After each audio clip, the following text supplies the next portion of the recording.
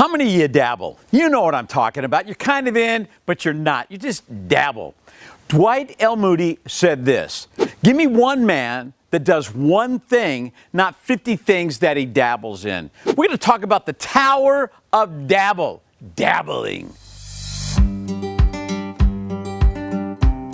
All right, let's look at the definition of the word dabble. Ready for this? It means to take your hands and your feet, immerse them in water, and gently move them around. No commitment, just move them around.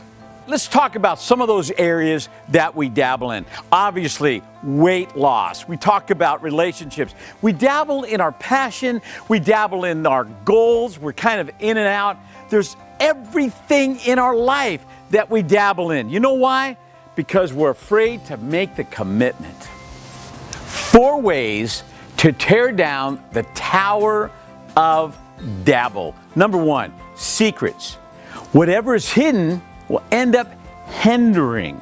In other words, if I'm going to have a weight loss, I can't have my chocolate somewhere hidden someplace so that I can go to it. In other words, I can't have like this fallback plan. I can't say I'm going to lose weight, but I'm still going to go get my chocolate. In other words, you can't have that little hidden stash. I don't know what yours is. Mine was chocolate. Get rid of the secrets. Burn the ships. Number 2, separation. This is a big one, right? In other words, whatever I associate myself with will put me in a place to participate. Association creates participation. In other words, I got to get away from those dream killers. Those people say, you'll never lose weight. Oh, I tried to do that. It never worked for me. Sometimes you have to separate yourself from the people that are going to bring you down. Why? Because you're going up. You're not going down. Number 3, the scale. You see, accountability reveals my true reality. I didn't have to guess at my weight. I had to think about, as soon as I climbed on that scale, it was all revealed. See, the scale doesn't care. It doesn't have emotion. It doesn't talk back to you. It doesn't say, it's okay, you tried your best. My wife was standing next to me. It was my check-in. What's yours? Is it your bank account? Maybe you need to check into your marriage once in a while. Talk to your kids. You got to have a check-in. Why? Because when you check in, you're not checking out. That's not dabbling. That's being intentional. The scale, it says everything. Number 4, solitude. No one can do for me what I have to do for myself.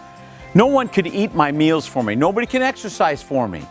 Nobody can do the things for me that I have to do. And what we do is we play the blame game. We're dabbling, but we blame everybody else for where we're at. You know what we need to do? We need to stay committed and intentional, not blame everybody else or expect everybody else to make sure we're doing what we're supposed to do. Dabbling, it's not part of my life. You know what I need to do? Do what I'm supposed to do and do it every day. Are you ready to do it now? You know what you need to do? Get that pencil and paper. I want you to write down the following. Number 1, I must personalize my plateau. Write this down. Where am I stuck? In other words, you need to identify where you are. Number 2, I need to excuse all of my excuses. All right, write this down. Why am I stuck? Stop playing the blame game. Number 3, take action now. You see, it's not about the situation changing.